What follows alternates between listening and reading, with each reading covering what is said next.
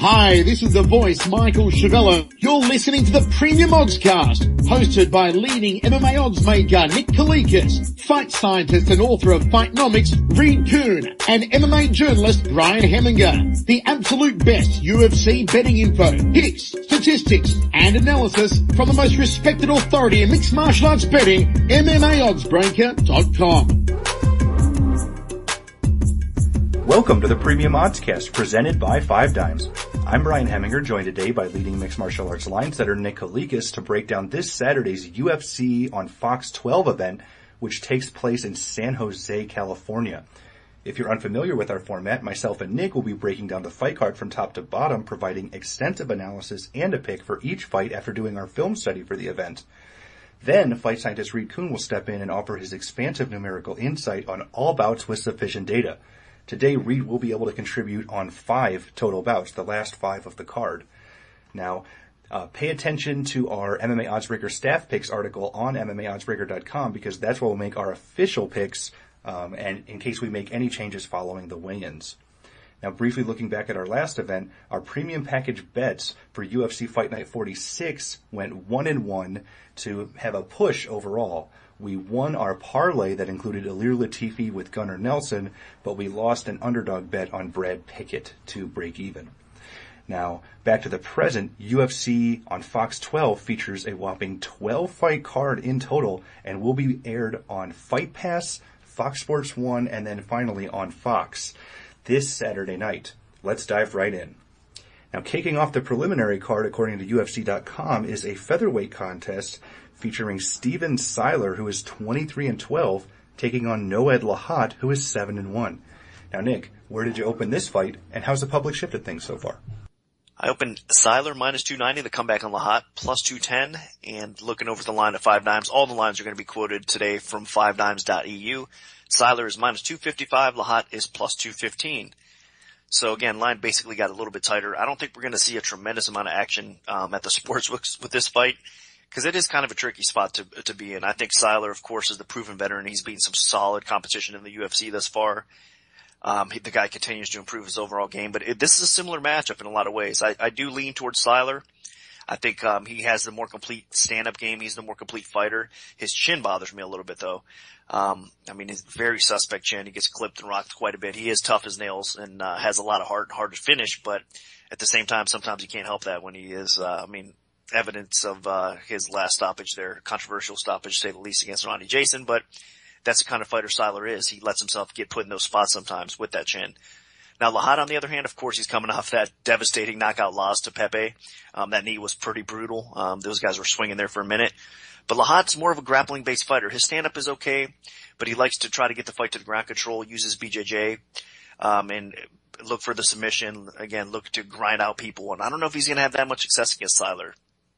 Again, with those guys being so similar, I expect a pretty competitive fight. And if Lahat can get top position on Siler on the ground, then it's going to be interesting because Siler's takedown defense overall is okay, but he has been put on his back for sure by superior wrestlers. Now, I'm not sure if Lahat kind of qualifies in that category. So again, I think overall Siler's takedown defense is probably a little bit better than we all give him credit for most times.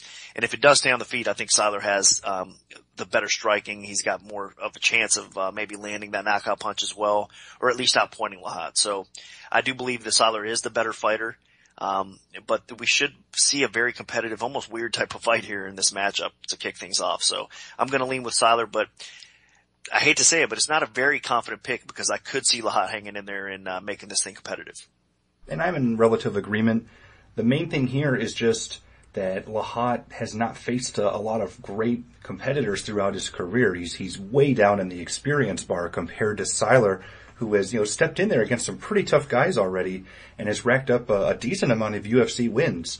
This is definitely a step down for Siler after coming off a very poor performance in his last bout. Controversial stoppage or not, he shouldn't have been putting himself in that situation in the first place. I really think that what this fight is going to come down to is whether or not Lahat can take it to the ground. Lahat should have a wrestling advantage. He should be a little bit better than Siler on the ground. He's got a lot of Brazilian Jiu-Jitsu tournament experience. While Siler is a pretty solid Muay Thai striker. The guy is pretty vicious on the feet, and he's got some power. So if he can close the distance on the feet and really start working with his elbows and knees, he's going to do a lot of damage on the feet. And Lahat, he's not much of a finisher. I know he's finished a couple guys on the local circuit, but the fact that he couldn't finish Shad Smith should speak for itself. I think you got to be able to finish Shad Smith if you're a UFC fighter, and he wasn't able to do that. Age is a problem, I think. Lahat's 30 years old, and Siler's still just 27. And with this being Lahat's second UFC fight, this might be his last chance. I do think that location could play into this fight. Lahat does train out of American Kickboxing Academy, which is located right next to, pretty close to the arena in the San Jose area. So he's got that hometown advantage, but I don't know how much else is going to be in Lahat's favor. I really do expect Siler to take it to him on the feet, and while neither guy has a good chin, Siler has more power than Lahat. So I think if anybody's getting knocked out, it's probably going to be Lahat. So this could be a repeat of Lahat's UFC debut, unless he completely shakes off the jitters. Now moving on, we have the second women's strawweight bout in UFC history with Juliana Lima, who is 6-1 overall, taking on Joanna Jedrzejczyk, who is 6-0. Now Nick, what's the MMA oddsmaker's perspective on this one? I opened Jedrzejczyk minus 290, the comeback on Lima plus 210. This should be an interesting scrap for sure. I'm glad to see the UFC bringing in the 115 pounders for the women. And these are two very talented ladies. Let's say that off the rip. I mean, this should be a fun fight while it lasts. I expected actually to probably hit the scorecards, but we could see a finish inside as well. We'll start off with Jedrzejczyk first. She's a very aggressive, accomplished striker, has won several titles in Muay Thai. She's very aggressive on the feet, pushes forward, cuts off the ring well on her opponents. She's been working on her ground game and takedown defense for a while, so she's more than likely, in most cases, able to keep the fight upright and utilize her outstanding striking abilities. Lima, on the other hand, she's a little bit more well-rounded. She's also a Muay Thai kind of stylist on the feet. She mixes things up okay. Her striking can be effective, but she's not as aggressive as you would like to see. But on the ground, I think she's a little bit underrated. She has decent takedowns. She's got decent ground control, some decent ground and pound as well to go along with it. But again, she's more of a well-rounded fighter, and she's not super strong on the ground either. So I think that she's going to probably try to take Jedrzejczyk to the ground and control her here, but she's going to have difficulties doing so. And if the fight does stay up on the feet, I think Jedrzejczyk will at least outpoint her, if not end up finding her spot and possibly getting a stoppage as well. Although I do think Lima's very talented, I just think she's outmatched and outclassed here. Just stylistically, it's not a good fight for her. And I think Jedrzejczyk is going to find her spot, like I said, either end this fight by maybe late KO or grind out a unanimous decision type of win. So Jedrzejczyk, I expect some big things. I expect her to be contender at 115, and it starts here. I am all aboard the Joanna Jedrzejczyk hype train. I really think the more I've seen of this girl, the more I like her. She is so powerful. Watching her compete, I really do think this, and this is no hyperbole whatsoever, I think she has the most power of any women 115-pounder on the planet.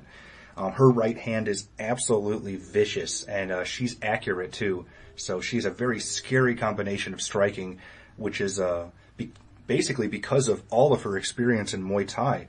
Now, that wouldn't mean a whole lot if she hadn't been working on her ground game, but she has been, and her sprawl is actually very good. She's not a big offensive grappler. She's not going to get a lot of submissions or anything in her career, but all she really needs to do is be able to keep fights upright, prevent takedowns, and she'll be able to really lay into her opponents and make them hurt. And she's the type of fighter that doesn't just stuff takedowns. She can punish opponents for trying to take her down. Now, Lima, she is a decent Muay Thai stylist. She has relatively decent striking skills overall. She's long, but she's the same height as Jedrzejczyk too. And but I think her biggest advantage in this fight is if she can get it to the ground. Now, she doesn't have an overbearing ground game. Most of her wins and finishes in the canvas have been against fighters like making their MMA debut, so that's a little bit contorted. But I do think that Lima has a better ground game than Jedrzejczyk if she is able to get it to the canvas, and I do not think she will. and she can be bullied. That's another problem with Lima. If Jedrzejczyk is putting the pressure on her, I think Lima's going to wilt, and I don't think Lima has very good striking defense because she moves straight backwards when her opponents put pressure on her, and I think that's going to lead right into Jedrzejczyk's wheelhouse. If you did see it, Jedrzejczyk's last fight against Rosie Sexton was phenomenal. She just tore Rosie up, forced her into retirement, dropped her about 4 or 5 times before finally finishing the fight. She is scary. I think this girl is going to be an instant contender, and I think she's going to make a big splash in her UFC debut. So I'm picking Jedrzejczyk here in dominant fashion. Now moving up to the welterweight division, we have Andreas Stahl, who is 9-0, taking on Gilbert Burns, who's 7-0. Now, Nick, where did you open this fight, and how's the public shifted things so far? I opened Burns minus 130, the comeback on Stahl minus 110. So basically a pick'em fight with a slight lean towards Burns. The overall action did not agree. Burns is now minus 165, the comeback on Stahl plus 145. And it actually creeped up to about 2-1 at one point, for Burns as well. So definitely more support, more hype coming in on Burns. Of course, I'll get into him right away here. He's a BJJ world champion, turned MMA fighter. So he's got outstanding jiu-jitsu credentials. He has been training with the Black Zillions camp, with Vitor Belfort and crew over there. He has taken this fight on short notice. I'll say that off the rip as well. And he usually does fight at 155. So this fight is at 170. So I think he's got 2 strikes going against him off the rip. With the late notice, I know, he's been getting some solid training and preparation, so I don't expect him to not be in, good shape. I'm sure he's going to be in pretty decent shape, but Stahl still is going to have a full advantage of a full camp, really. And really, when you look at Burns, he's still a developing type of fighter. Again, we just talked about his BJJ credentials, outstanding there. So if the fight hits the floor, he's able to control you. He's able to transition well. He's able to submit you. He's got good ground and pound to go along with it. On the feet, he's actually got a little bit of power, and he keeps on improving his overall game as well. But I still think there's some advantages to Stahl, overall in this fight. I think Stahl has shown the ability to keep the fight upright. His takedown defense does nothing but keep on improving. And I guess I should get into his abilities first, though. He's a well-rounded prospect out of Sweden, Stahl is. He trains with Gustafsson and crew. So he's got that going for him as well. That can't hurt. That camp has some decent momentum on its side right now as well. On the feet, Stahl has some good boxing, clean technique, aggressive. He pushes forward. He's got great knees from the clinch. And he's got pretty solid takedown defense. And looking at footage out there, in most times when you see Stahl on the ground, it's usually him on top. So he's able to keep the fight upright, and if it does hit the floor, he's able to maintain top control and at least dictate where the fight goes. So really, overall, I think Stahl also has good fight IQ, and he's got that killer instinct. So I think it's his fight to win or lose. If he's able to keep this fight upright, I think he's got the better boxing, he's got the better effective striking overall, and he's going to give Burns some fits. Burns really, even though he can be competitive and dangerous a little bit on the feet, I think he's going to need to get this fight to the floor. And I don't think he's going to have as much success as everybody thinks out there. So I'm honestly going to pick the dog here and go with Stahl. I think that it is going to be a competitive fight. You can't count Burns out, of course. I know what he's capable of doing, but I do think that Stahl, there's a little bit more the promise of Stahl in this spot here, and it is a pretty good matchup for him. Both these guys are making their UFC debuts. I just think at this point in their career, Stahl's just a little bit ahead of Burns right now. So I'm going to actually pick Stahl and think he's going to pull off at least a decision, if not even possibly a late stoppage here. That's something that really stands out for me in this fight is, as Nick mentioned, the weight difference, the size difference, and the notice. I really think that Andreas Stahl actually is going to have quite a few advantages in this fight. Now, there's a lot of hype behind Gilbert Burns, and it is deserved, and I do think that when he gets down to lightweight, he's going to be making some waves because the guy's ground game is very legit, and he is developing on the feet. But I'm not quite sure he's there yet in terms of being a fully well-rounded mixed martial artist. And if this fight stays standing like I think it will, then Andreas Stahl is going to be in there with a huge advantage. Stahl on the feet is extremely comfortable. He throws with big power. He's very aggressive. He pushes forward, and he has serious knockout power. The guy is very, very dangerous. And what really helps him out is the fact that he has a really solid offensive wrestling game to balance it out. And, he can follow guys to the ground and unleash some serious ground and pound. Now, I don't think he's going to use that offensive wrestling in this fight unless he is way more confident than even I think. But he can use that offensive wrestling defensively to prevent Burns from taking this fight to the canvas. Because I do think that Burns should have an advantage in terms of pure grappling and submissions and all of that stuff. So Stahl is going to have to be careful if this fight hits the floor, because Burns is legit down there. I mean, he's a no-gi world champion, and no-gi translates way better to MMA than just regular Brazilian Jiu-Jitsu gi grappling. And that's really going to be the dynamic of this fight, is the fact that Stahl's bigger, Stahl is the better striker, and Stahl has the wrestling advantage. And I think people are really believing the hype a little bit too much on Burns. So I'm going to go with the underdog here as well, and I think that Andreas Stahl comes through in a big way. This guy has a lot of potential. Now moving on and dropping down to the 155-pound division, we have another pair of UFC debuters in Akbar Areola, who is 22-7-1, taking on Thiago Trader, who is 18-4-2 with 1 no contest overall. Now, Nick, what's the MMA oddsmaker's perspective on this one? Well, I opened Trader. I'm going to call him Silva, actually. The guy's got like 5 names, so I'll call him Silva here. That's how he's listed. It's most of the sports books out there. I opened Silva minus 280, the comeback on Areola, plus 200. And since that time, a little bit of action coming in on Areola. Actually, line has dropped. It's gotten a little bit tighter, though, as well, because the line right now on Silva is minus 220. The comeback on Areola is plus 180, where it kind of close to where it opened at, I should say. Now, stylistically, these guys should have a fun fight. Areola is more of a ground guy. He doesn't have a very good striking game at all. I mean, it's okay. It's just he lets his opponents dictate the pace more times than not on the feet. And he does like to try to get the fight to the floor and work his BJJ submission game, his overall wrestling, and his control. Now, he does get put on his back quite a bit, Areola does, and he's okay with that because he's pretty aggressive from his guard, and he's capable of finishing the fight by armbar, by triangles, getting some reversals, some sweeps, stuff like that. So he's one of these guys that knows his skills on the ground, and he's more than happy to play the ground game. I should mention as well, he's a top 15 veteran. He lost to jury by unanimous decision, basically lay and pray on the show as well, on that early rounds in top 15. So he has some sort of UFC experience going into this as well. Now, Silva, on the other hand, Trader, he's a little bit different. He's got a well-rounded skill set as well. He's aggressive on the feet. He's good on the ground.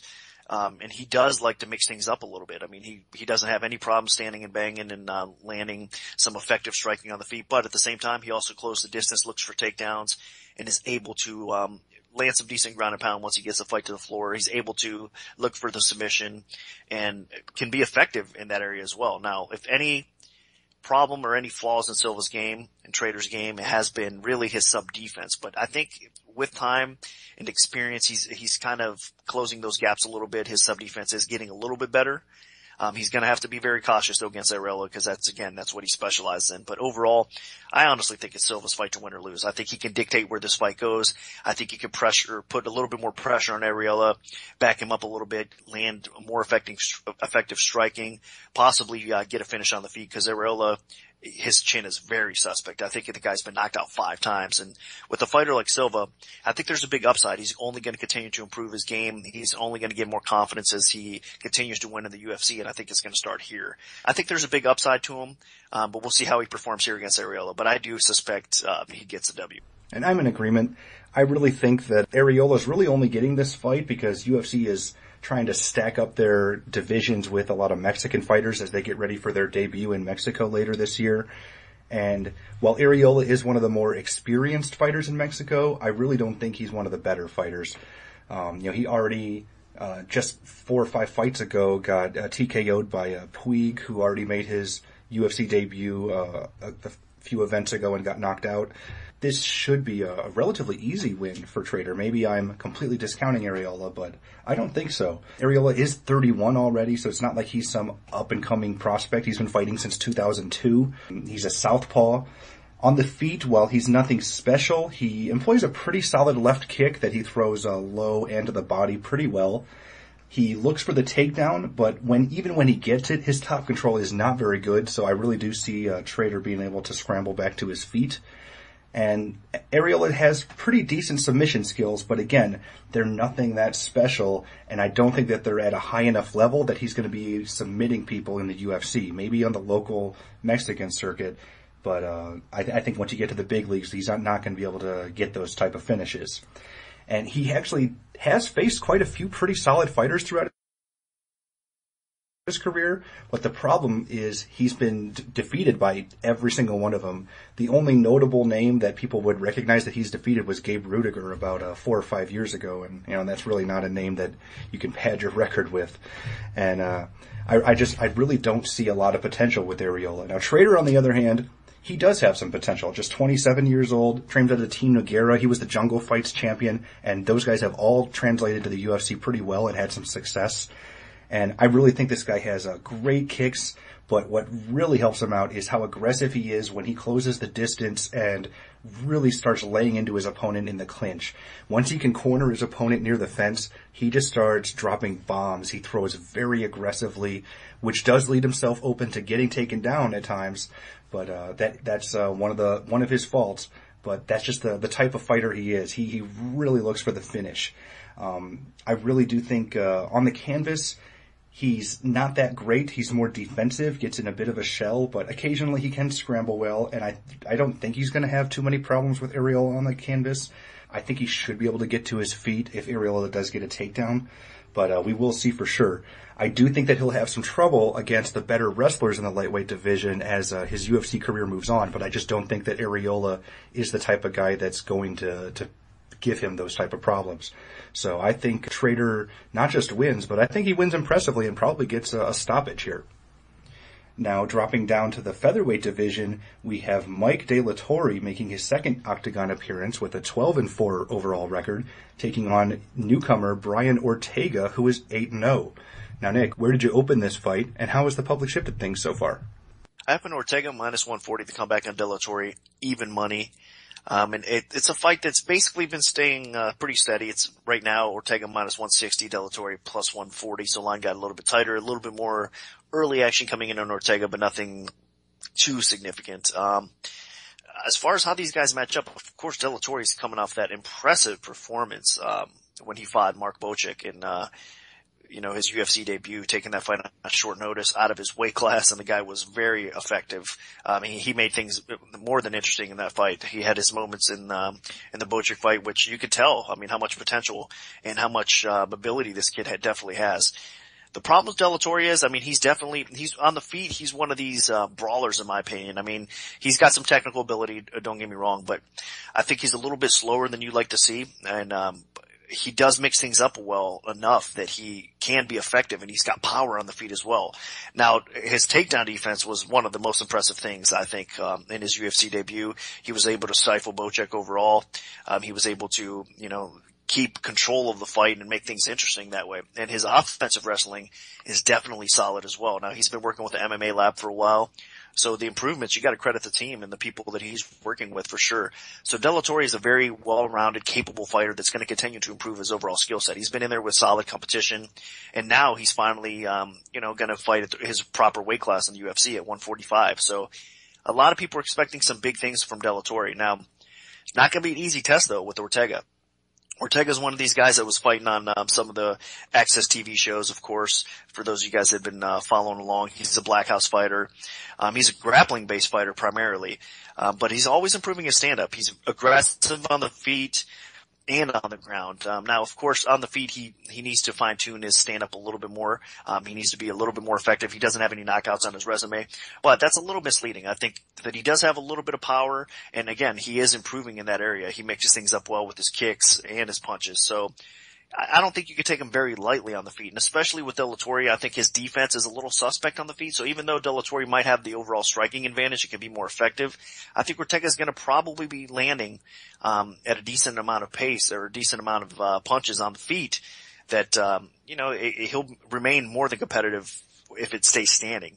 Now on the ground, Ortega is one of these guys that doesn't have great wrestling to get the fight to the floor, but he's more of a body lock style takedown artist, but he can be effective because he does have a little bit of speed there too. So he can get inside and look for those body lock takedowns. Now, I don't think he's going to be as effective with De La Torre in this spot here because De La Torre, of course, showed that awesome takedown defense as we just mentioned.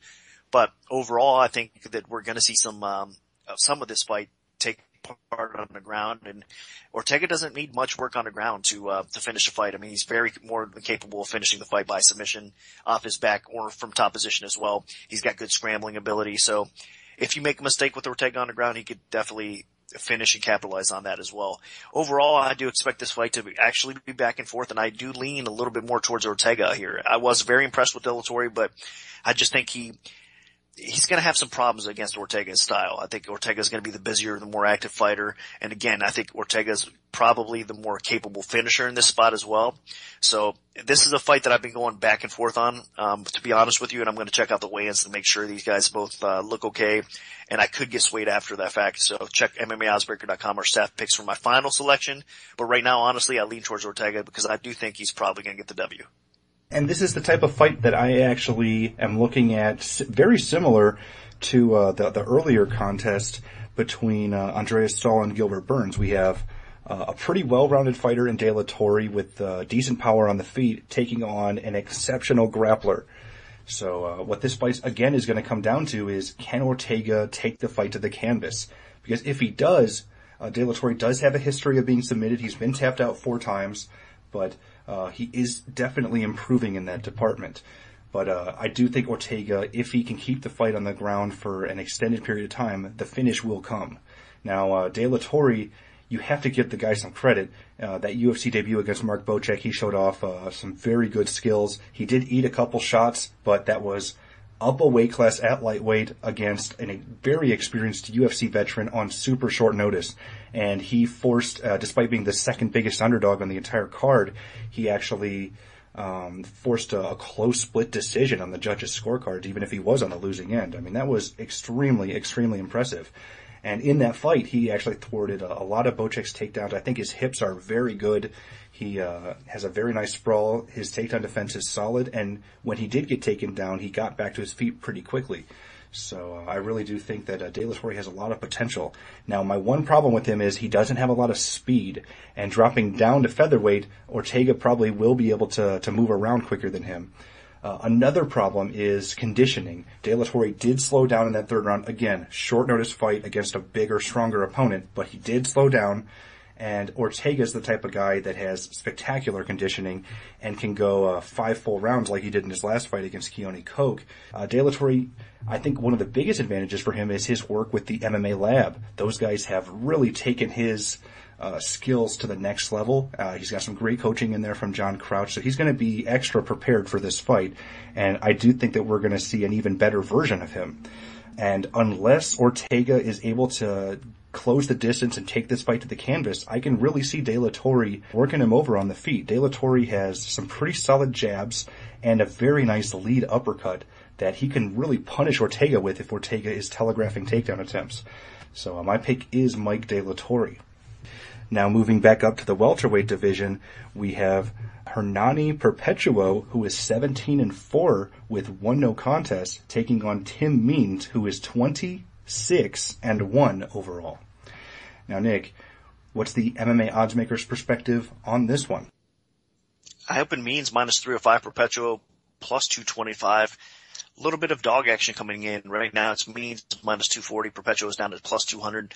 A little bit of movement on the dog here.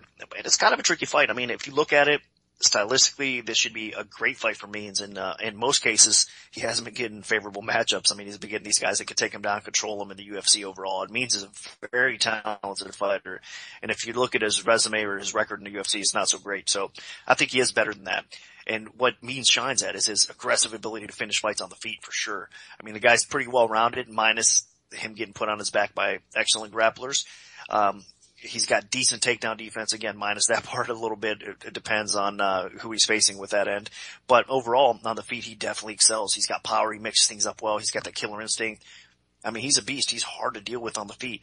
Perpetual, on the other hand, of course, now on the feet, he's not bad. I don't think he's going to have the ability that Means does. He's not going to land the effective strikes like Means is capable of doing.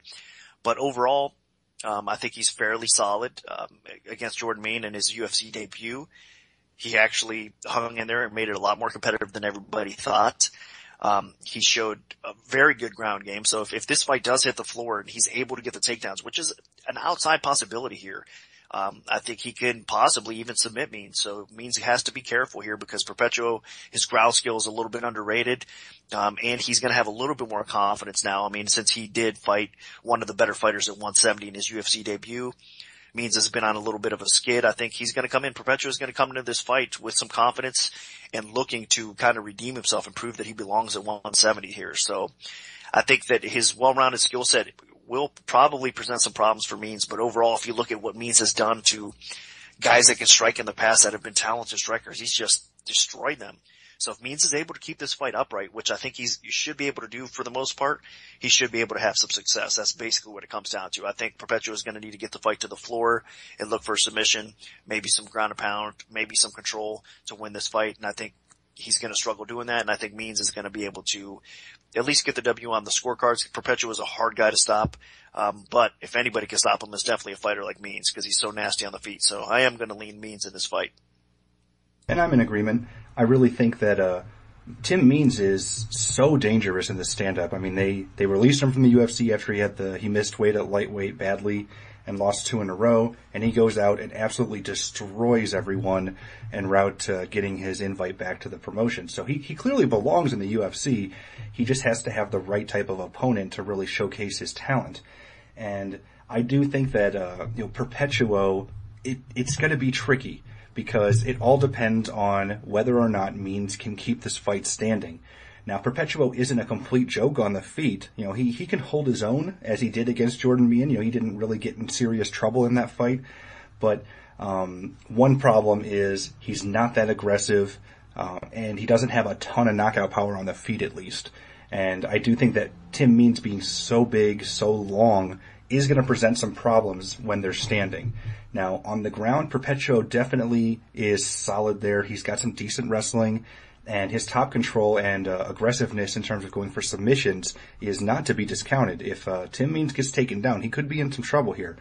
That's pretty much been the story of Tim Means' career is he lights people up on the feet when he can, and when he gets taken down, he's a bit of a fish out of the water. Now, he's good enough to be able to usually let the fight go to a decision, but he will lose a decision if he gets repeatedly taken down.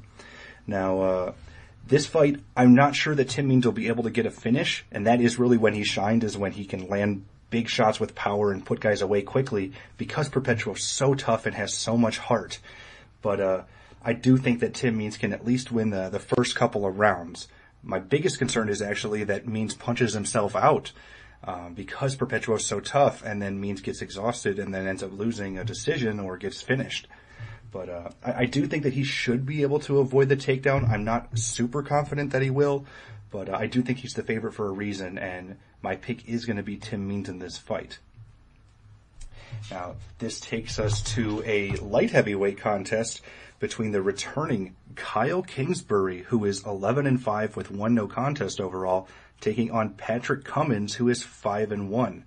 Now, Nick, where did you open this fight, and how's the public shifted things so far? Cummins minus 190, Kingsbury plus 150 was my opening line. I mean, the hype around Cummins is still alive. It's still overall, it's pretty decent. That's why I actually opened him a little bit higher than I wanted to. But overall, the bettors out there didn't bite. They came in on Kingsbury, and the line has since dropped. It's Cummins minus 145. The comeback on Kingsbury's plus 125. Now, Kingsbury's been out since September of 2012. So it's been quite a while, for Kingsbury, but overall, I think stylistically, if he can keep this fight upright, I mean, he's going to give Cummins a lot of problems. So I do understand the early action that's coming on Kingsbury a little bit. I think we'll see some balanced action, at the sportsbooks, and line will probably continue to increase a little bit, especially if they look back and see that, Kingsbury struggled against, a guy like Stephan Bonner as far as getting taken down, being put on his back. I mean, Cummins should be able to repeat that same kind of performance. He's a better wrestler, at least on paper, than Stephan Bonner is, and now overall, but that's the only kind of edge I think he has in this fight. I think as far as striking goes, Cummins never really impressed me on the feet. I think he has a little bit of power, of course, because he has that strong wrestling base, but technically speaking, I think he has a lot of flaws and a lot of holes in his game. I think, defensively, he gets tagged way too often. His chin is very suspect, and Kingsbury is the better overall fighter. He's been training at a great camp for a while, aka, of course, I'm talking about. He's also been in the cage with a lot of solid fighters and solid competition, and he's got a ton of heart. He's hard to finish, and the guy just keeps on bringing it. So, I don't know. It's another fight I've honestly been going a little bit back and forth on. I'm going to lean slightly towards Cummings because I think if he does have a solid game plan and he's able to get the takedowns, he should control most of this fight. But I wouldn't be surprised at all if Kingsbury pulls off the upset here. I do think it's probably a dog or pass situation. But this is kind of a weird matchup. I know, again, it's in Kingsbury's backyard here in this fight, but I think it's a fight that the UFC kind of made for Cummings to get the W on. I don't know if he's going to do that, but it is definitely a winnable fight stylistically for Cummins. So I think you got to lean that way. Again, it's not a very confident pick, but I'm going to lean Cummins. Yeah, and I'm going to agree here. Kyle Kingsbury hasn't fought in so long. He was really contemplating retirement after those, nasty back-to-back losses to Glover Teixeira and Jimmy Manua. So, what this fight's going to boil down to is the wrestling. Kingsbury actually is a guy that likes to pursue takedowns and get fighters in the clinch and make the fights ugly. And Patrick Cummins is very similar. He likes to get fighters down on the canvas and beat them up with a ground and pound. Neither guy are really that good when they're in open space, but I will give a slight advantage to Kingsbury. Kingsbury doesn't have a ton of power, but he does have good knees if he can get his opponents in the clinch. And he can take some decent punishment. I mean, granted, his last two fights he got finished, but those were killers, Manua and Teixeira. And I'm not quite convinced that Patrick Cummins is a killer yet, no matter what Joe Rogan says. Now, for this fight, the biggest thing that scares me is the time off that Kingsbury's had. I don't know how often he's been training or anything, and I'm really not sure that he's going to be there 100% mentally. When you're talking retirement, that usually means you're getting closer to the end of your career, regardless of what happens. And Patrick Cummins, while he's not a tremendous fighter, he is very raw. I do think that he has the tools here to potentially win this fight. It's all going to boil down to whether or not Cummins can take Kingsbury down, keep him down, and beat him up with some ground and pound. Now, I'm not convinced that Cummins will be able to get a stoppage here, but I can definitely see him repeatedly taking Kyle Kingsbury down, frustrating him, wearing him down, and winning a decision, and maybe getting a TKO. We never know. It could happen. But really the only advantage Cummins has is that athletic background and the wrestling. But I'm going to lean on that, and I think Cummins can pull it off. But he is still very raw and sloppy, and Kingsbury's experience could come through here. So he is a live dog, but my pick is Patrick Cummins. Now dropping down to the lightweight division, we have a very interesting contest between Darren Cruikshank, who is 15-4, taking on Jorge Masvidal, who is 26-8. Now, Nick, where did you open this fight, and how's the public shifted things so far? Masvidal opens -300. The comeback on Cruikshank +220. The betting line has dropped some, so public support overall general action coming in on Cruikshank early on. And it's been kind of steady a little bit. Masvidal is now down to -240. The comeback on Cruikshank is +200. I disagree with the early movement here. It's a case where I think that, stylistically, Cruikshank, this is a terrible matchup for him. Masvidal, I think, has the edge standing. Overall, I know Cruikshank throws a more reverse attack. He's got a variety with his karate attack. He's a little bit, he's got better movement, I think, overall, footwork, and he's got, of course, that great kicking game and attack that he can throw. So he throws a little bit more unorthodox, and he's pretty technical and fast, has some power to go along with the striking on the feet. But Masvidal, I think, has better hands, better boxing. He's going to be the one pushing forward on the feet as well, making this a fight. And Cruikshank's going to be kind of on his bike. So I think octagon control will go to Masvidal. I think as far as wrestling goes, you got to give the edge to Masvidal there as well. His wrestling through the years has improved greatly. He's got a good takedown defense, so he should be able to keep the fight upright. And I think if anybody gets a takedown, it'll actually be Masvidal landing on top of Cruikshank. Now, on the ground, pure jiu-jitsu, you also have to give the edge to Masvidal as well. I think he's more than capable of finishing Cruikshank by submission, so he's got more ways to win this fight. I think really Cruikshank needs that type of KO that he got against Koch in his last fight, by high kick or just to catch Masvidal on the chin and maybe put him out, and that's how he can get the victory here. I don't even think if he hits the scorecards, I don't think he's going to outpoint Masvidal. So I think it's basically puncher's chance for him. And, Masvidal, it is a little bit of concern because in the past he has been rocked in several fights. He's been KO'd before as well. But overall, I think more times than not, Masvidal should survive against Cruikshank, and he should be the better fighter. So more ways to win. I think you got to support Masvidal, and there could very well be some value at the current line. Yeah, and I'm in complete agreement. Age really isn't a factor here. I think both guys are 29 years old. And wear and tear really isn't too much of a factor because both guys have taken a decent amount of damage throughout their career. I think that Cruikshank's chin is slightly worse just because he hasn't faced the level of competition that Masvidal has, but he's still been getting rocked and knocked out and hurt badly in fights. So that is a concern, and I think that, should these guys land the same punch at the same time, I think it's going to be Cruikshank that goes down. Now, the only real advantage that I'm going to give to Cruikshank in this fight is I think he's going to be moving more because he's going to be on the outside circling around looking for opportunities to land his kicks, and he is going to have the advantage at range, and he'll have the advantage with his kicks. His kicks are really what makes him special. He has 3 knockouts in the UFC that have all been set up by his kicks.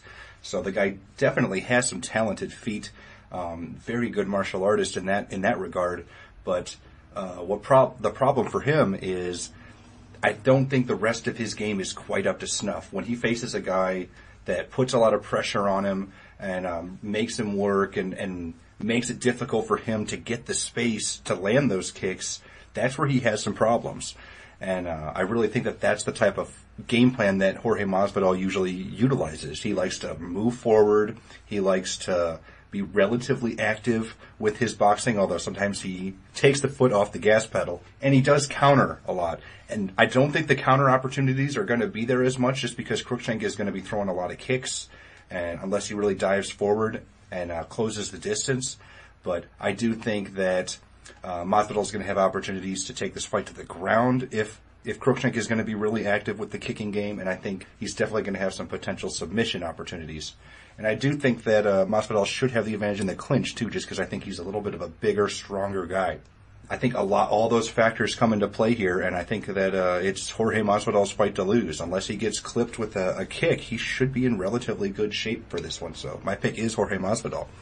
Now, Reed, what do the numbers tell us for this one? Well, I think you've hit some of the key themes already. Cruikshank has outperformed several times in the past thanks to his kicking game. As a striker, he is very, very skilled, and he has teed off on a lot of people. He switches stance, he's got a wide base, and he's a long-range striker. Now, I think it's safe to say that people are onto him.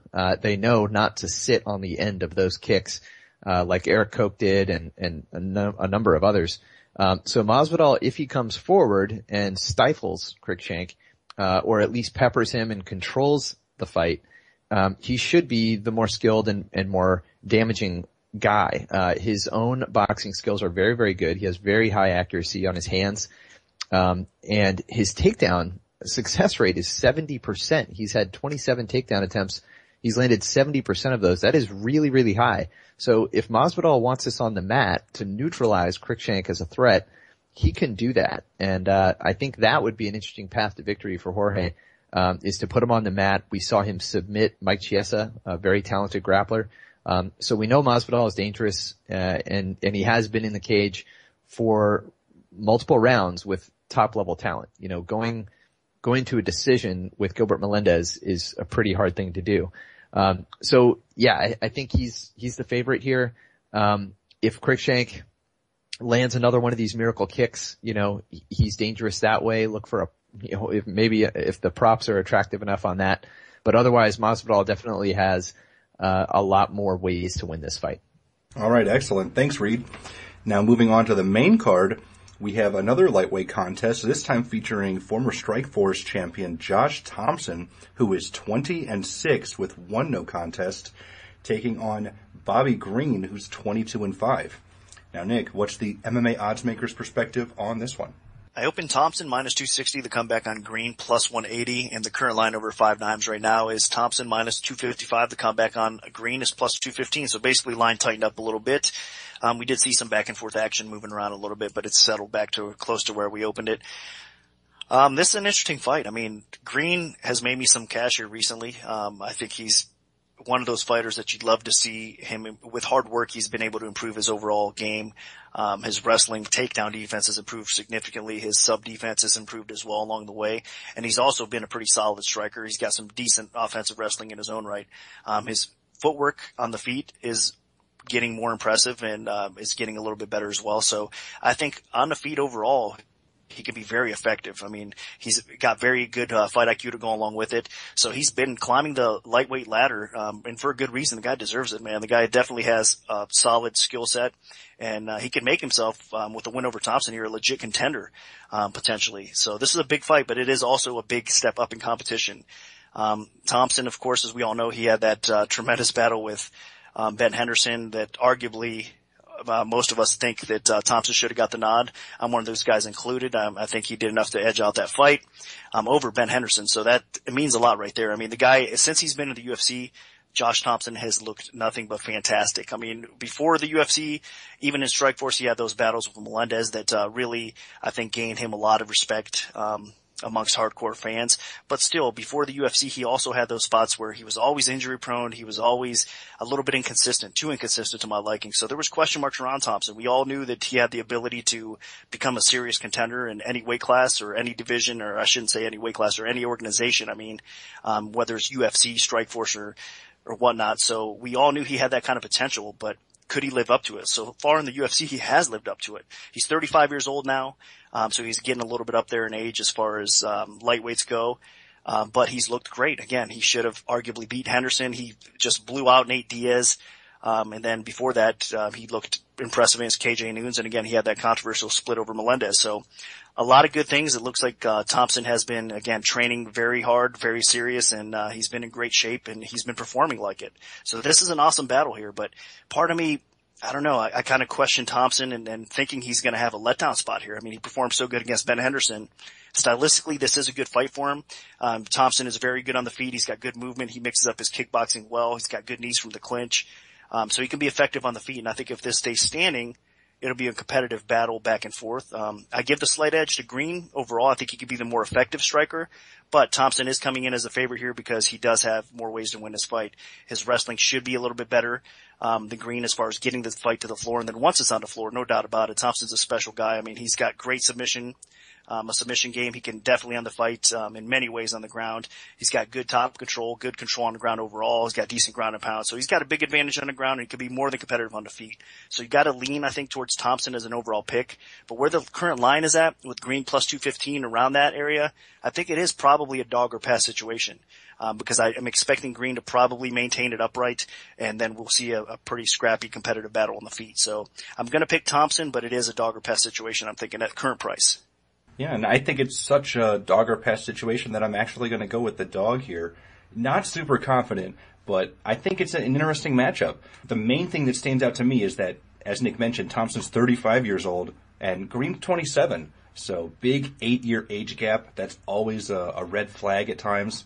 Although, so while Thompson does have a little bit better experience against, really high level competition, he also has all that wear and tear and all the nagging injuries that come with being a 35-year-old lightweight. Most lightweights don't last that long. So, it's a testament to how tough Josh Thompson is and how great of a fighter he is that he's still this competitive and at this level, in the UFC in this day and age. Now, I do think that Green is on the rise. He's looked spectacular in his UFC career so far. He's gotten better and better every time we've seen him. I mean, started with the Volkmann fight where he actually had some trouble dealing with the takedowns, but came back strong and then got a late submission when he needed it. And then ever since then, he had the fight against James Krause where he landed some really nasty body kicks and got a finish in the first round. And then his most recent performance against Pat Healy where he danced away from all the takedown attempts and was just able to outland Healy over the course of 3 rounds and clearly win a decision. So he looked spectacular there. And it's something that he's going to need against Thompson because Thompson is going to have the wrestling advantage. Thompson is going to have the ground advantage.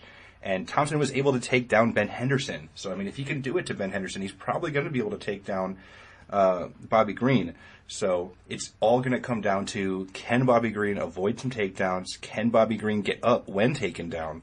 Because as it showed in the last fight that Thompson had, when Ben Henderson tried to get up, Thompson was very aggressive and was able to hop on his back.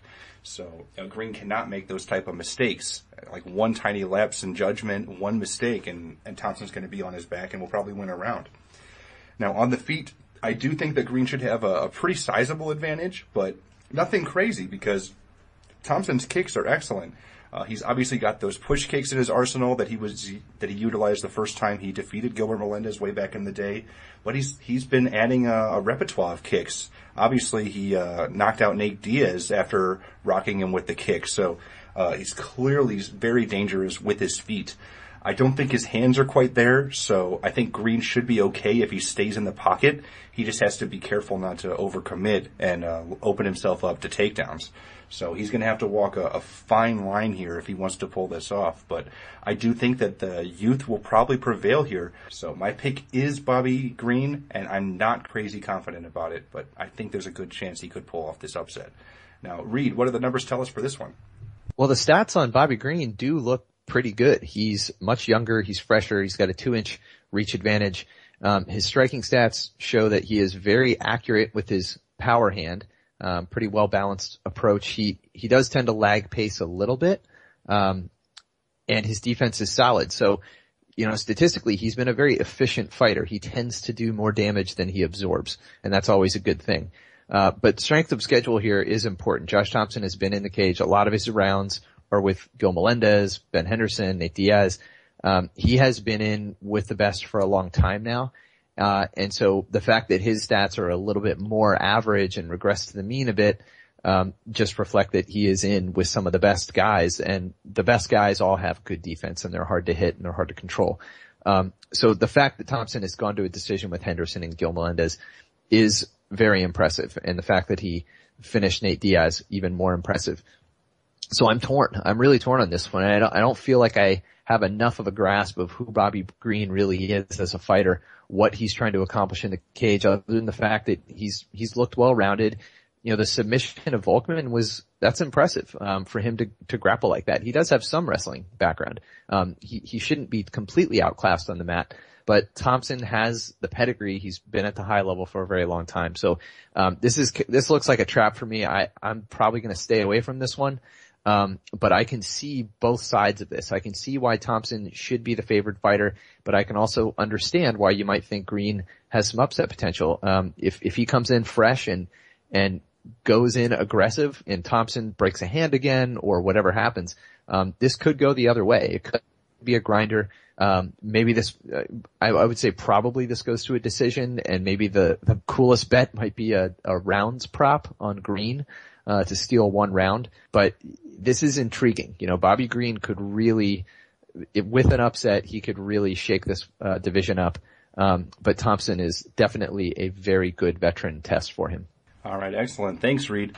Now moving on and dropping down to the featherweight division, we have Clay Guida, who is 31-11, taking on Dennis Bermudez, who is 14-3. Now, Nick, where did you open this fight, and how's the public shifted things so far? I opened Bermudez minus 185, the comeback on Guida plus 145, and it's been steady action overall on Guida. The line has dropped. The Bermudez is minus 155. The comeback is now plus 135 on the dog. Line has tightened up as well out there. So Guida getting the early support overall, and this is a spot where I do kind of disagree. I mean, Guida's always hard to bet against, man. I mean, his grinding style, he's just relentless. I mean, the guy goes 150 miles an hour for 3 strong rounds at almost every fight, so he's hard to keep off you. The guy's definitely persistent. But Bermudez, I think, could definitely stifle Guida in the wrestling department. I mean, his wrestling is superior to most. I mean, this is going to be an interesting matchup. We'll see whose wrestling kind of trumps who's here. But I think Bermudez, as far as takedown defense, I mean, stats, I mean, Reed will get into stats here now, but I mean, he's proven that he can keep the fight upright. against strong wrestlers, strong competition as well. So I think Bermudez is going to be able to keep the fight upright. Now, if he does on the feet, he's going to have a significant advantage. I mean, he's by far the better striker. He's got good hands. He's a little bit faster than Guida. He's a little bit more accurate than Guida. He's got more knockout potential as well. So I think that we're going to see probably a sprawl and brawl type of game plan for Bermudez. He's got to be cautious though, because if Guida does get him down, get his back or something like that, that's my biggest concern here would be Guida taking Bermudez's back in a scramble or something and ending the fight by rear naked choke, because obviously that seems to be Bermudez's kryptonite in the past. He's been doing better defensively along the way, but still a little suspect when it comes to some sub-defense. But again, this is a spot where I think overall, Bermudez, it's his fight to win or lose. I think if he fights smart, he should be able to keep Guida at bay. I mean, Guida, he's not going to have much to offer on the feet. He does have a little bit of power, but I still think Bermudez picks him apart there. So Guida's going to need to get this fight to the floor, try to grind Bermudez out, and I don't think he's going to have much success. So minus 155, there might very well be some value there with Bermudez as well. And that is definitely going to be my pick, because stylistically, I just think it's a horrible matchup for Guida. And I agree. I do think this is a rough matchup because Guida usually needs to get a lot of takedowns to have success. He's known for these crazy wars throughout his career, but you got to remember every single one of those crazy wars that he's been in that were Fight of the Year candidates, he was on the losing end of those. And most of the time it was because he wasn't able to get the takedown and he was forced to stand and trade. And while he's not a good striker, he's an active striker, an exciting striker. And he eats a lot of shots, and that tends to have really fun, entertaining bouts. So I really think that this could be one of those fights, because Dennis Bermudez is probably going to be able to stuff most of Clay Guida's takedown attempts. And then when you have two pretty solid wrestlers in the cage, it can turn into a sloppy kickboxing fight. In regards to the stand-up ability, while Guida is probably going to be the more active in terms of footwork and dancing around and movement and maybe even cardio, Bermudez should have the advantage in activity, pace, forward aggression, and power. So, and I do think that he has better technique because Guida cares more about avoiding strikes and moving around and trying to tire his opponent out than actually, landing a lot of stuff on the feet. So what this fight is going to boil down to is whether or not Bermudez's defensive wrestling is up to snuff. Because if it is, he should be in a pretty good place here. And I would not be surprised one bit if Bermudez actually was able to take Guida down, because it has happened before. And when Guida is put on his back, he actually has some troubles too in terms of the defensive submissions and defensive wrestling. So I really think that this is Bermudez's fight to lose. In terms of chin strength, I think that Guida's is a little bit better, although Bermudez has more power, so it kind of cancels itself out. So my pick is going to be Dennis Bermudez. Not 100% on this, but I do think it's his fight to lose. Now, what do the numbers tell us for this one, Reed? Well, you're right. Bermudez statistically does have the advantages in the stand-up game. They both have a decent amount of power, but interestingly, Guida really hasn't won that way lately. Guida, when he wins, and he doesn't have a lot of wins in the last couple of years, but when he did, he used his wrestling. And we talked about Bermudez, his ability to keep this fight standing. He's actually number 6 all time in the UFC for takedown defense, way up there north of 90% in terms of defending takedowns. And it's not that, he hasn't faced many takedowns. He's opponents have tried to take him down. They just haven't succeeded. So if he is able to do that against Clay Guida, Guida is going to run out of options quickly. Now, I mentioned that Bermudez has a lot of advantages. You talked about his accuracy, his cage control. His defense is a slight hole. He does have poor head strike avoidance. That is, he allows people to hit him. And when he gets hit, he has been rocked. He's recovered from that. He's gutted through some performances even after getting wobbled. But that's not something you want to count on. Although he is the much younger fighter. He's 5 years younger than Guida. He's the more efficient fighter. He tends to do more damage than he's taking. So these things should add up and stack all in the favor of Bermudez. He has to be careful. He can't get clipped, can't be too sloppy. But he keeps this standing. The sprawl and brawl was mentioned. I think that is an effective strategy here. He should be able to outpoint Guida, and you never know. He might actually hurt Guida at some point. But the stats are definitely aligned one way, so I do see Bermudez as the justifiable favorite. All right, excellent. Thanks, Reed. Now, continuing on and moving up to the light heavyweight division for the co-main event of the evening, we have Anthony Johnson, who is 17-4, taking on Antonio Rogerio Nogueira, who is 21-5. Now, Nick, what's the MMA oddsmaker's perspective on this one? Johnson opens minus 475, the comeback on Nogueira plus 325. Line originally dropped a little bit, but Johnson has since climbed back up. It's minus 550 right now at 5 dimes. Comeback on Nogueira plus 425.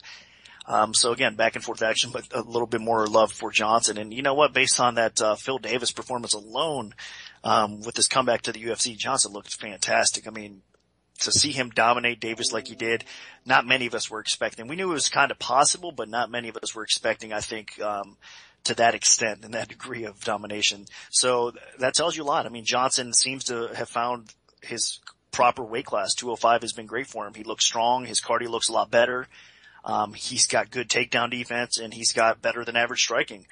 He's very efficient and effective with the striking, to say the least. So this is a good matchup. I think the line might be creeping up a little bit too much though now. Nogueira, for some reason, the guy, I mean, I understand the Nogueira brothers period kind of came to the UFC a little bit, I think late in my opinion. I mean, they passed the primes of their careers, but very talented brothers. So I think a little bit of Big Nog's decline is affecting Little Nog in this line movement in a weird kind of way. I think Little Nog, we're going to see here, is a little bit fresher. I think he still hasn't taken some of the punishment Big Nog has along the years. So he's a little bit, his chin is a little bit better, although he can be knocked out, obviously, as he's been in the past. But overall, I think his skill set, he's a little bit faster. He's not as slow right now either. So I think he's a little bit better than most people are thinking. And he matches up fairly well with Johnson. On the feet, I think it will be competitive at times, but Johnson by far is, I think, the more devastating striker. He's got, of course, the better knockout power to go along with it.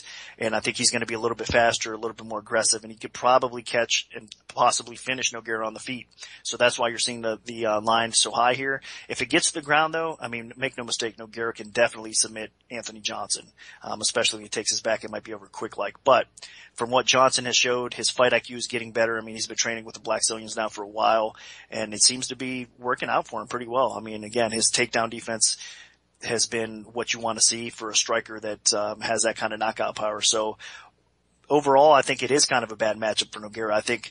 I know he's coming off a very impressive win over Rashad Evans, Nogueira is, and it's been a while. It's been that long since he's been back to the octagon here. So with that time off and facing a fighter like Johnson, which is going to be a lot more aggressive than Rashad was, I don't think it's going to fare too well for him. So I think you're going to see Johnson basically play the sprawl and brawl strategy and at least outpoint Nogueira, if not finish Nogueira at some point along this fight. So I do agree with the overall action. I think the line is creeping up a little bit too high, but I think it is Anthony Johnson winning this fight. Yeah, and I agree that the line is too high, but that doesn't make it necessarily wrong. Johnson is the deserved favorite. I mean, you look at the age gap, Johnson's 30, Nogueira's 38. That's huge. I will say that Johnson, he was quite a flawed fighter at one point, but he has put in so much work to correct those flaws, to make his weaknesses his strengths. In his last fight against Phil Davis, he was able to stuff every takedown attempt. He was able to go the distance and look fine when conditioning had been a huge problem for him in the past. And he was able to stay technical and patient when before he would always get a little too wild, too aggressive, too sloppy and leave openings for more patient and experienced fighters to take advantage of. So I really think that he's doing all the right things right now, and the work that he's done with, Henry Hooft is phenomenal. Despite being a former welterweight, he still has massive power that's translated to light heavyweight, and I think that he does a lot of really good things. He switches his stance often. I think that could confuse Nogueira. I think he has a really good jab that's not talked about enough. That was a huge part of him stifling Phil Davis, was him repeatedly, popping him with that jab. He's got a very good uppercut that stifles aggression because he can just clip you with it when you start to move forward into him. And then from the outside, he's got some very heavy kicks that he can go to the head, body, legs, wherever, and they are thrown with serious bad intentions. And he's got solid knees on the inside, so he's just a lot more patient since at light heavyweight in this second stint in the UFC, and that's the reason why he's ranked in the top 10 right now. Now, Nogueira, you can't underestimate this guy.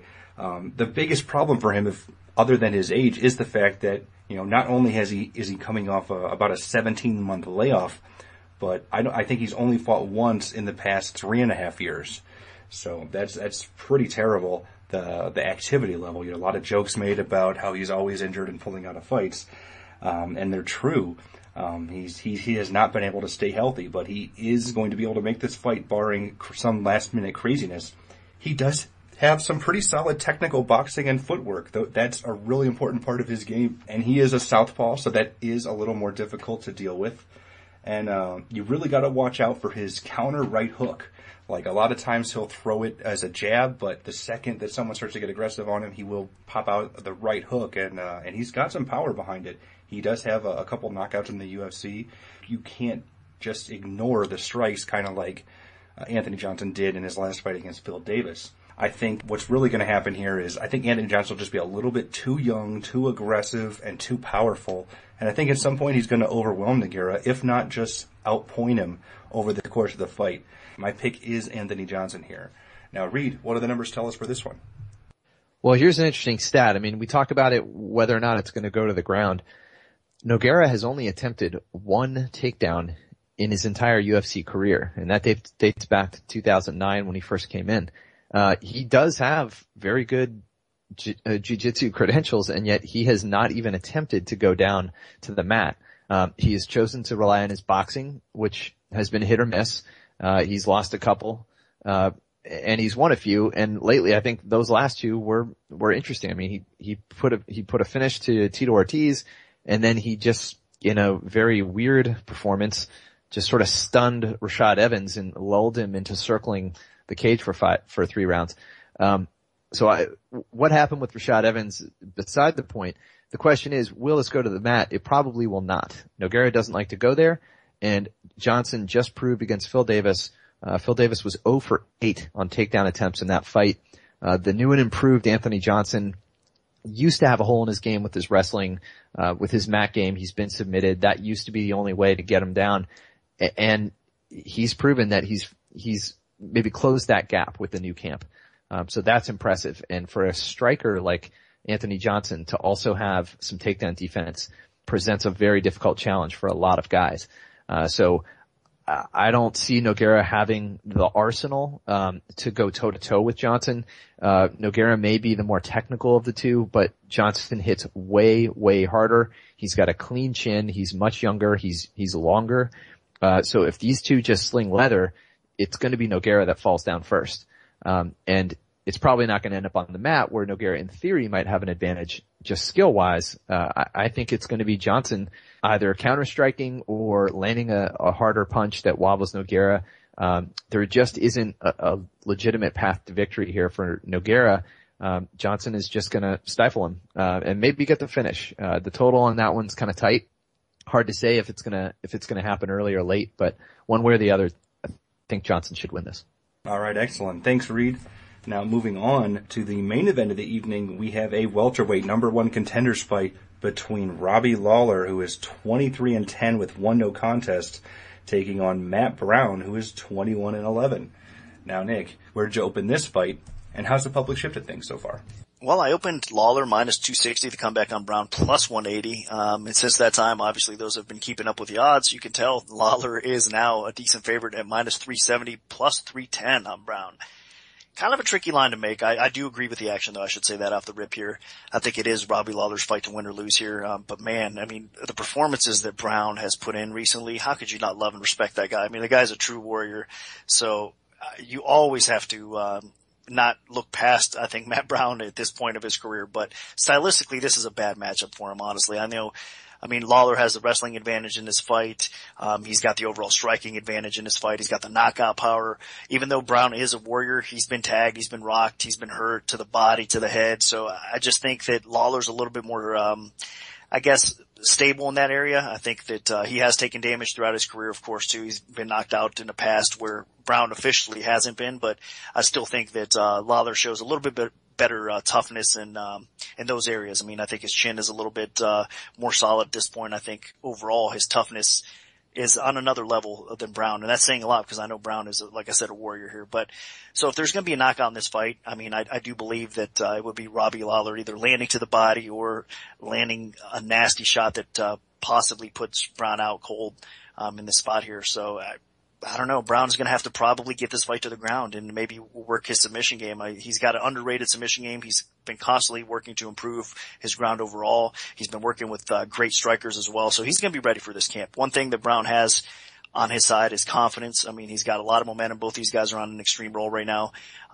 So it should be one of the best fights for as long as it lasts that we've seen in a while. I mean, both these guys more than talented, and we should see a stand-up brawl type of fight. So I think you got to favor Lawler in this situation.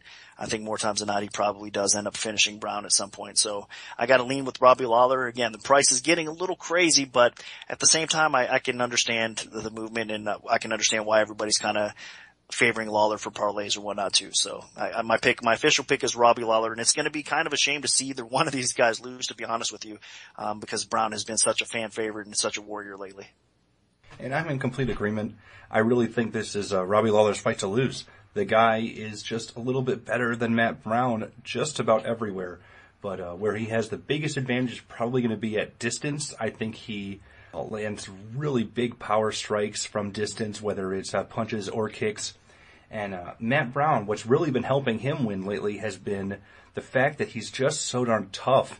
And he's been, suckering fighters into fighting his fight, which is a knock 'em down, drag it out brawl. He likes to make fights ugly. I think he calls himself a technical brawler, and that's a perfect description of the way that Matt Brown fights. The guy likes to move forward, eat some shots to give him, and then force his opponents to throw the technique out the window, which is where he's able to really start doing damage, and then he can take their best shot and then overwhelm them. Now, I'm not sure that he's going to be able to take Robbie Lawler's best shot. That's the big problem here is, that style only works for so long. And while Matt Brown is on a tremendous roll, and he does have some quality wins during this big, I believe, 7-fight winning streak, still does not have a top 15 opponent victory, despite 7 wins in a row and headlining bouts. I just think this might be the time where the clock will strike midnight here. The problem here is I really think that Lawler is going to come in with a really smart game plan. He's probably going to target Matt Brown's body. As you've seen during this streak, Brown has been in big trouble from eating some heavy shots to the body. And I think Robbie Lawler has some nasty knees, some big body kicks, and of course he can dig in there to the liver with his punches as well during combinations. So Matt Brown's going to have to be really careful, keep those elbows down to protect it, which of course is going to leave his head wide open. And I just think that there's a few too many ways for Robbie Lawler to win this one. And unless Matt Brown forces this into the clinch where, he can really work over some elbows and knees, I think Robbie Lawler's going to pick him apart from distance and then dig into the body with kicks and punches on the inside. So my pick is Robbie Lawler. Now, Reed, what do the numbers tell us for this one? Well, it's two guys. They both have pulled off some pretty big upsets in the last couple of years, and impressively so. They have lots of power, that's for sure. But what's changed about Robbie Lawler in his career now that he's back at welterweight in the UFC, his hands have gotten a lot more precise. He's gotten a lot more technical. When we saw him at middleweight, the size was a big issue. He just got out-wrestled, outworked, and outranged by some bigger fighters. Now that he's at welterweight, he's not undersized. He does give up 2 inches in reach to Matt Brown. Matt Brown actually has a very long reach for this division. But Lawler has survived against people that have attacked. Now, Lawler has only attempted 1 takedown lately. So don't expect him to try to take this to the ground.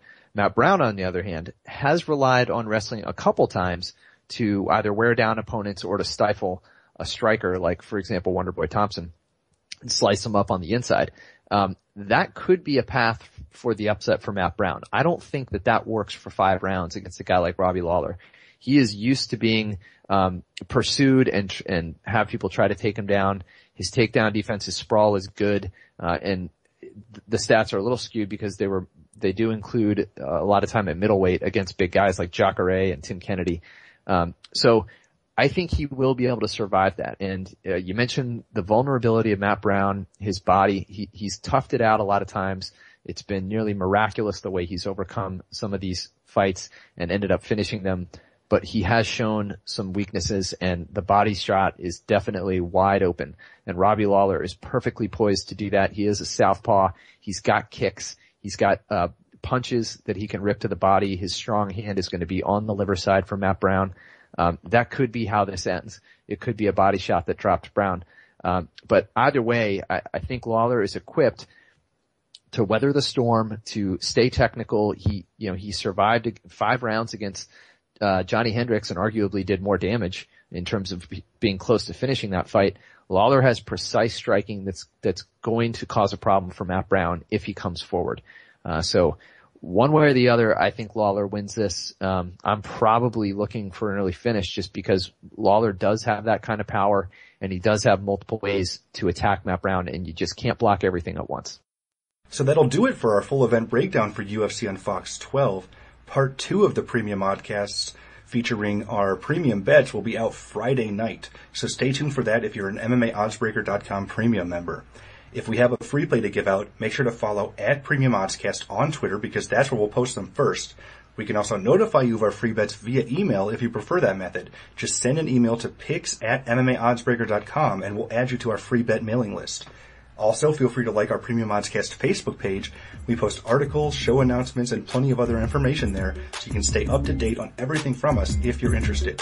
Special thanks to our sponsor, 5 Dimes. Good luck, everyone, and hopefully the betting gods are on your side this week.